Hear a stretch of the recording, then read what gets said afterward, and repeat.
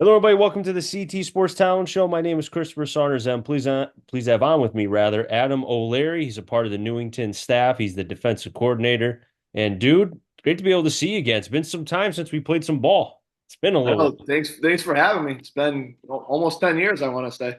I So it's know crazy. it's crazy. Time has flown by, but obviously you're doing very, very well. You and I were just kind of talking shop a little bit, and your travels as far as where you've gone over the last like 10 years or so, right? You were at Cross for quite a bit. Now you're at Newington, and what you guys have done specifically on the defensive side. Obviously, as a team, you're playing excellent, but defensively, you've only surrendered 3 points on the defensive side the entire season, and that's got to be something as a defensive coordinator where you are probably most proud, I would think, right? As far as the points giving up, I would think.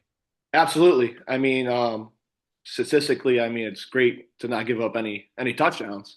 Mhm. But the more exciting part is definitely the kids. They're starting to own that and kind of be the team where like, hey man, we still haven't given up, a touchdown yet. Mhm. So they're like doing an awesome job, like rallying to the football, working together, Mhm. excited to play defense. Um, I think nowadays, sometimes with football, everyone wants to score their points, They want to have, the 40-point offenses and that. And I like to say I'm more of like the old school guy. I want our defense to be, physical and fast and, not give up any points. Try not to rely on the offense as much. And Coach Aquavito offensively and Coach Roberts, they call offense, both of them pretty much. Mhm. And they've done a good job because they're more of a balanced offense. So 6, 7, 8-minute drives on offense, it's keeping our defense off the field. And it's making it, very tough, when other offenses are trying to come out after that long 6, 7-minute drives. And it really does help our defense out for sure. For the amount of years, man, that you've been coaching, going back to, your days at Maloney and all that, and being able to do as much as you could. And obviously, with age comes wisdom and everything and seeing various things. Do you think because you've been coaching for so long that if, let's say, for example, you started coaching, let's say 2, 3 years ago, obviously the game is much different from when you and I were in high school, and then obviously fast forward to now. So do you feel like being able to see the game kind of evolve as you've continued your coaching career has kind of maybe lessened that, like, oh, okay, this year there's maybe some new rules, or obviously you're seeing a lot more, at least maybe outside the NVL. I don't see it too much within the NVL where I broadcast because it's more old school, ground and pound, 3 yards in a cloud of dust. But now it's more air raid, get the ball out, everybody gets some touches, the wide receivers, if you have a tight end, running backs can block and catch and all that. Does that make sense? Yeah, it does. The interesting part is like coaching all over the years. I've Mhm. literally coached every position you can think of, offense, defense, everything you can think of, which I think has helped me prepare for defenses or sorry, for offenses. And yeah, I can go through the games this year, the 5 games we've had, Mhm. and everyone's ran something different. You have those, like you said, you have the spread offenses with the RPOs. Um, we have guys that go into like those double wing sets that want to Mhm. hammer the football. So it's high school is interesting because I think Andy Reid said it at one point. He goes, if you watch film or figure out who has the most creative, offenses and this and that, he looks at the high school films because they got to be very creative with the personnel that they have. Mhm. So when he said that, I found that was really interesting. Mhm. But yeah, the different offenses and that yeah, the game plan gets tricky sometimes. But yeah, with the rules as well on that, I mean, it's all technique. Defensively, you have to teach how to tackle safely. Mhm. We do that, on a weekly and daily basis. So make Mhm. sure that our guys are ready, so they're not getting hurt. They need to know the rules as well in Mhm. certain situations, so we don't get any, huge penalties at critical points. But yeah, it's changed yeah, since I'm gonna say 13 years I've been coaching. It's changed quite a bit, and even to my playing days as Mhm. well. As we, think about, heading into now week 7 as it is, some teams have had bye weeks and such. You guys currently right now are 5-0, and I think Class Double M in terms of not just the names, but just, I tweeted out a couple weeks ago. Class M at the time, I think 7 out of the 8 were undefeated, and then Holy Cross has the one loss. They're up there. Massac has the one loss. They're up there. But basically, everybody else is undefeated amongst the top 8. 6 of the 8 are 5-0, and then I'd have to look at really quick, but it's like you go Bunnell 4-1. Northwest United 5-0, Hill House 4-1, Weathersfield 4-1. You don't get to a two-loss team until the 13th seed or ranking with Wilton, who coincidentally enough just beat Greenwich for probably one of the biggest upsets. I'm having their coach on my podcast on Tuesday, and I'm looking forward to that. But the point is, not to put pressure on you guys, but if you lose a game, it's like that could be the deciding factor of you guys not being in, because then it starts to become, and this is where I'm not too smart with this. It's the PowerPoints. You start being like, okay, this team has to beat that team, this team has to lose, and then this team has to go by this much. And like, you get what I'm saying? You don't want to be involved with that. You don't want to do that. Absolutely. I mean, you can easily be a one-loss team in Double M right now, or even by the end of the year, and might not make it. Yeah. And there might be a two-loss team with, maybe with a stronger schedule that might even pop up in that sense. Yes. And you don't want to take that chance. No. And we don't want our kids to look, too far down the road in that sense. Hmm. Um, but us as coaches, we kind of know what's going on. Hmm. But we just tell our guys that we have to, take care of our own business. Hmm. Each week, we have to do what we have to do, and we don't want to be, that team if that time happens to be Hmm. sitting around and crossing our fingers to be like, oh well, if this team loses, if this team wins, can we get in? We just honestly want to take care of our own business and then, see what happens after that. Well, it's funny because the two teams that I just mentioned, or one of the teams rather, the other team that's ahead of you guys is Bristol Central.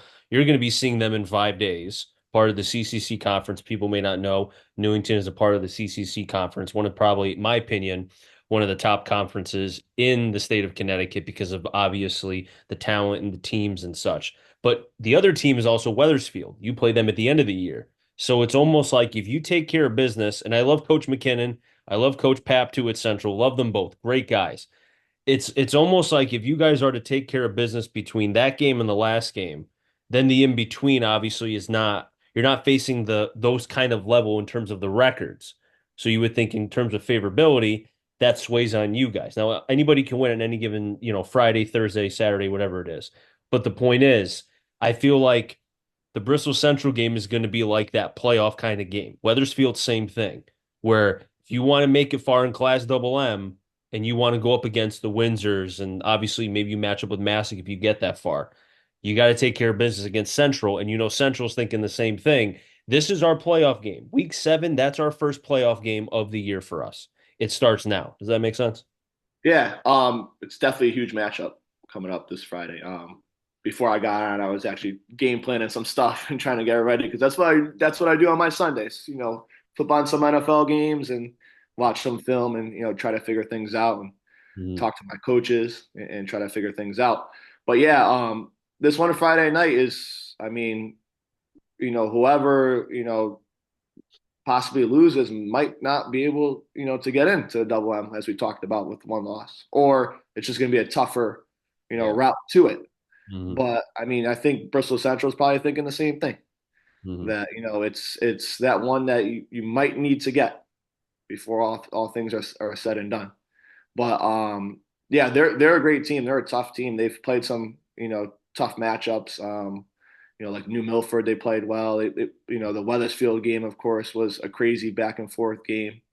So yeah, it's gonna be a tough matchup Friday night. And they're old school. They're I'm gonna run the ball, 40 times a game, Oh and we're yeah. gonna pop pass it every now and then and see what happens, and let their athletes, do the work. And that's as a defensive coordinator, that's something you don't always see. So it's something different you have to game plan for. But our kids are definitely excited for the opportunity to even have this game. Hmm. And yeah, we'll see what happens. I think it's going to be a good one. Now I'm shame on me for not to have looked at the history of Newington, but as far as what the success that you guys have had record wise, not just defensively, but just overall. Is this like new territory for Newington as far as this amount of success?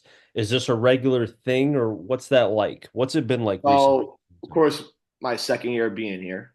So Okay. I think when I was looking things up, I think we've made it to the playoffs 2018, I want to say. Okay. Spend some time. Seven Okay. and three record. But starting off 5-0, I don't think it's happened since like 2004, I want to say. Oh, we're going back to Look when we back. were like Yeah, if I middle look back at school. the max preps, which is like the last thing I looked at, Yeah. it's been a long time. But over the last few years, there's been times where Newington's we've had some good teams and some good records, made the playoffs here Mm. and there, or just missed it by a game. Yeah. Um, but yeah, it's I mean the last couple years. I mean last year we were 2-8 with a younger varsity team. Hmm. So of course that wasn't a great year, but the kids understood that and got better from that because we got a lot of people coming back from that team last year Yeah. who overcame the losing and all that. So Hmm. yeah, it's the town of Newington's definitely excited right now, which I'm happy for them.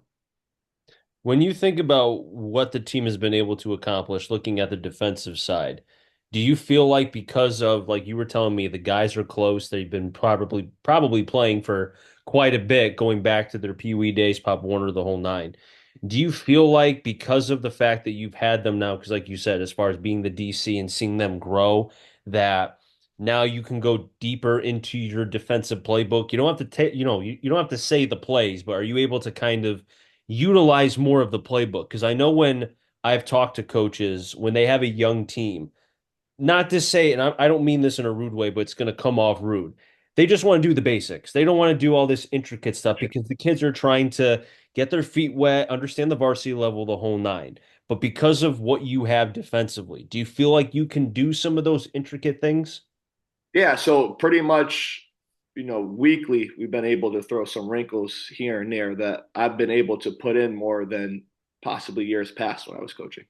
Okay. Um, our kids, they're football players. They came through the youth system in Newington on some pretty good teams. My Nice. middle linebackers, Heath Whedon and Victor Rodriguez, are born leaders. They take care of the defense. They're very vocal. Nice. They're watching film nonstop, trying to figure out, tendencies and plays and getting the secondary in the right spots, the D line in the right spots. Mhm. What I find really interesting with our team though is that I think I've been rotating so many guys in. I think it's an average between 18 and 20 guys on defense we've had in games just to keep everyone fresh. And, the next guy up, has to be ready. Mhm. So I think that's, really interesting where you can keep some fresh bodies in there that are hungry, to get after an offense. That's good to hear, man. The fact that you can rotate guys like that, it's not like you're sticking to the same, let's say, same 11, same 13 or whatever, because, war of attrition, a couple injuries come up, an illness, or, God forbid, you're facing an offense that maybe you do give up some points, which is it probably will happen at some point Well, because, I tell our guys it's the it, possibility that it's going to happen. How yeah, are you going to exactly. react to that? How are you going to react off that? So Exactly. And also too, like I remember doing Naugatuck and Darien last year in the Class L quarterfinal, and obviously Naugatuck competed. It was a back and forth, a lot of points. Darien obviously making it all the way to the championship last year, lost to New Canaan. But they scored a ton of points and they would be up tempo. Obviously, they're one platoon. They don't have two ways like Naugatuck. So kids were gassed. And then it really kind of questions the depth, right? And I don't know how many one platoon or two-way guys that you have. But the point is, if you can rotate and have guys go in and go out as long as they're able to execute, I would feel like that's a benefit for you because then you can start to build trust. The kids can get confidence, and then that kind of just makes things better when, for example, you give up. I don't want to say you're going to give up a ton of points to Bristol Central, but if you do, it's like, okay, well, now I have the depth to give Rodriguez, give some other guys some breathers because I need them in the fourth quarter. I don't need them gassed in the second quarter. exactly, and we do play our best guys, so we have quite a few two-way guys. Okay. And Coach Aquavita and myself, my defensive coaches, Coach Steve Mangine, Coach Chris Roberts, Coach Mike Wolf, they've we rotate because I'm up top in the booth. Like we're rotating in and out off the flow of the game. Nice. So if we think the flow of the game, someone's playing offense and they're doing well offensively, and Hmm. we think, hey, maybe take that person off a couple plays on defense, get another guy in. We've been doing a good job communicating that during the game, which is, which is pretty tough at times. But you're trying to see if one of your guys are tired, they're Hmm. hurt, so you're just trying to figure that out. And I think the coaching staff communicates really well in game Hmm. to figure that out for sure. Well, Coach, I appreciate you coming on. I could talk to you forever. Really Oh, happy I to know, see you. I know. No, it's really, as somebody who obviously played, and it was like, again, 10 years ago when we played ball, but it's great to be able to see guys who either I played with or when I coached at Naugatuck for senior Legion ball, going back to my college days, or even obviously being able to see people I know in general have success. It's awesome. And being able to see what you're doing in Newington, again, I'm like, all right, go at him. Good for you. But hey, dude, congratulations. Best of luck as far as the rest of the way. Maybe I'll see you guys sometime in the playoffs if that is to happen. I know there's weeks to go, but best of luck, man. Yeah, I appreciate you having me. It's good talking to you again, face to Always. face. And yeah, thanks for everything you're doing too for high school sports. I think you're doing a great job with everything. I've been following from afar. So, Appreciate that, man. Thank you very much. Hey, that wrap things up here in the CT Sports Talent Show. So next time, stay safe. Remember, CT stands for Connecticut Talent. Enjoy, find them all. Enjoy the shoot, everybody, and be well.